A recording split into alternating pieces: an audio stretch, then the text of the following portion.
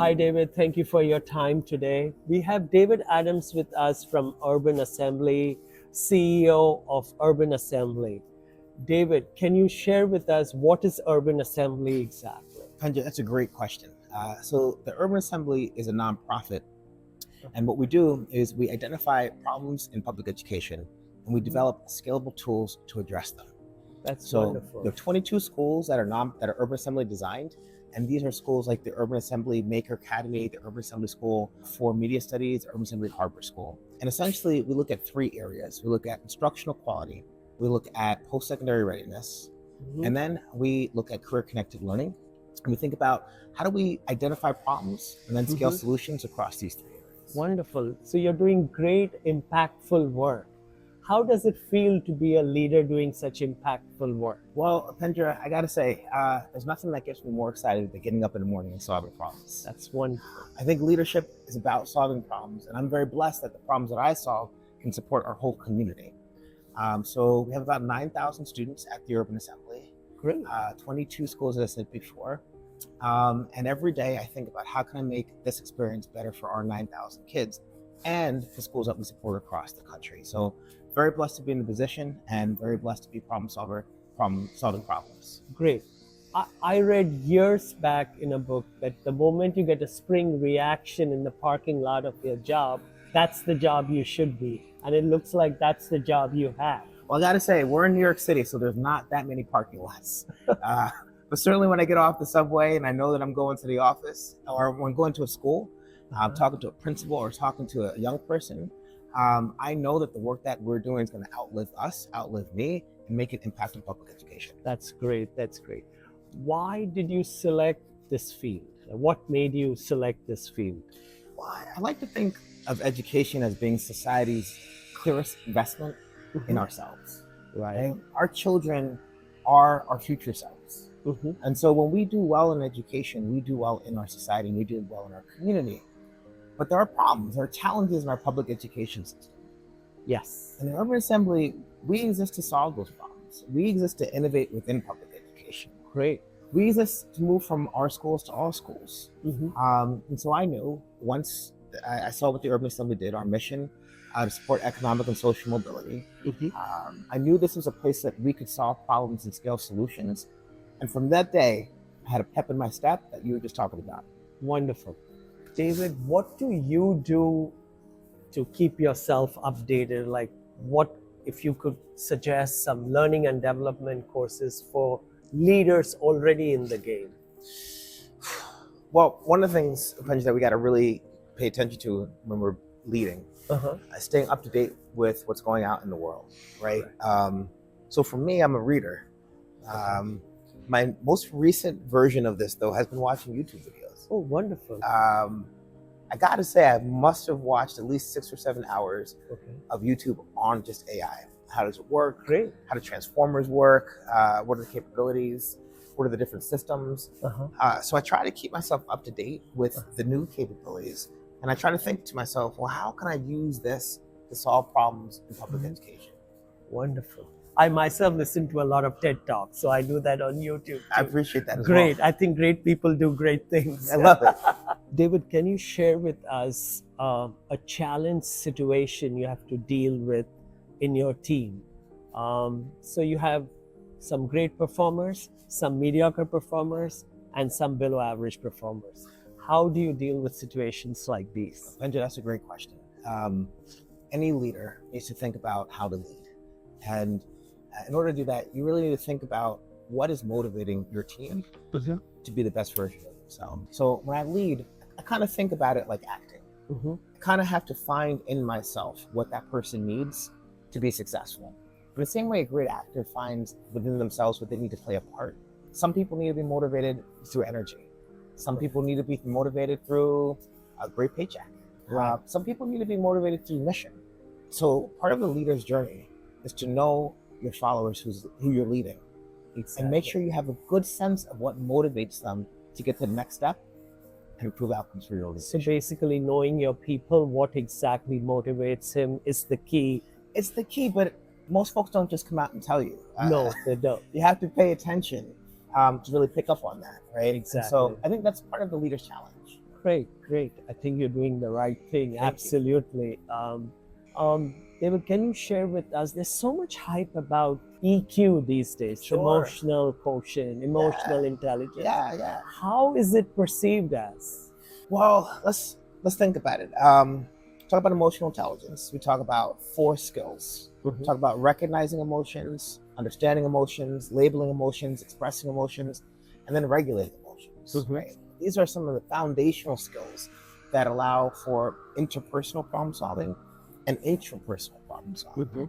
And as we talked about before, Pendra, they're just going to get more and more important as the labor market shifts to Yes. folks who can interact with each other authentically, as opposed to robots or artificial intelligence.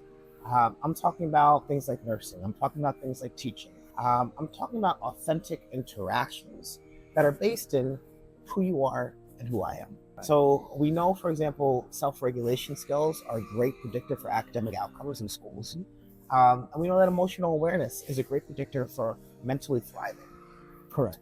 So the more we teach emotional intelligence, the better off our kids will be. And I'm actually going to put a quick plug in here for Social and Emotional Learning Day 2026. This is going to be skills for community, skills for career. Great. And that's going to be celebrated across the world. The Urban Assembly Wonderful. sponsors this. Great. And you can sign up at selday.org. And that's the best way to join in the social emotional learning revolution, teach the skills that matter for your kids in the future. And that's the way to get that done. Wonderful. Wonderful. How much do you think is AI going to take away jobs from people? It's a great question.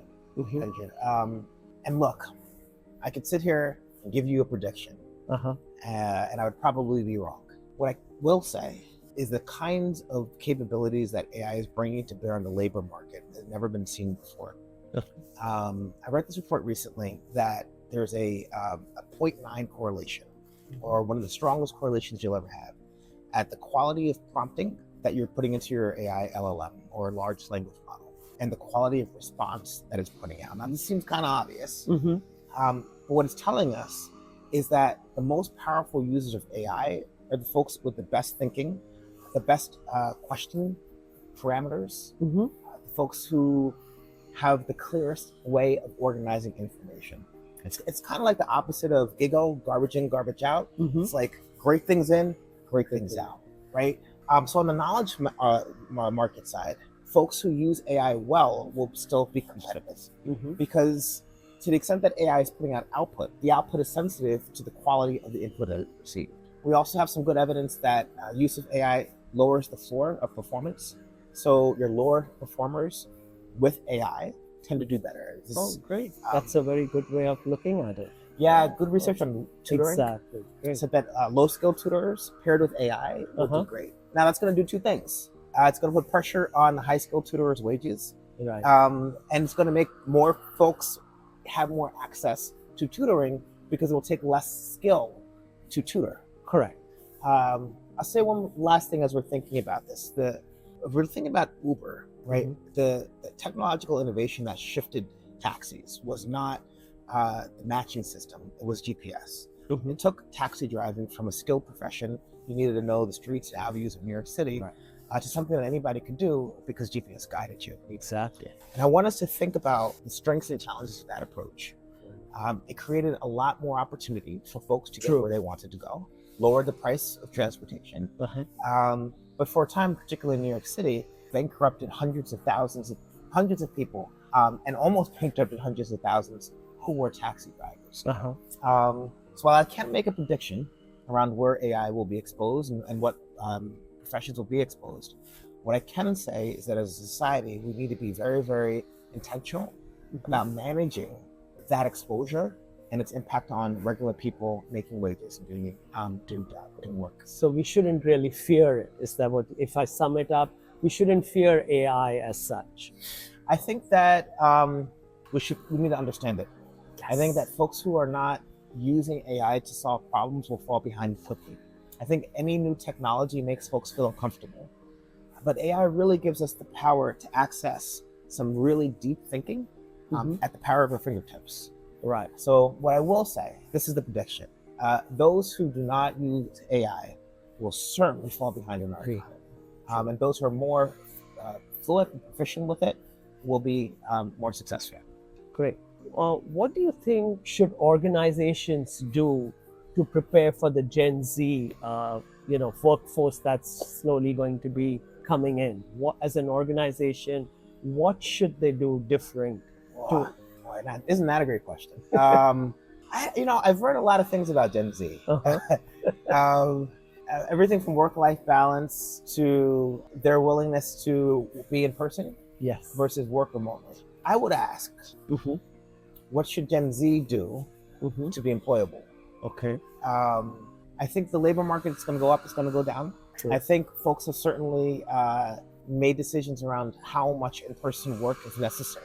But ultimately, we're in competition, and we need to be competitive as organizations, even in education. And so I want folks who are bringing the best competition to bear on the problems of public education. So let's not ask what David can do for Gen Z. Let's ask what Gen Z can do for David.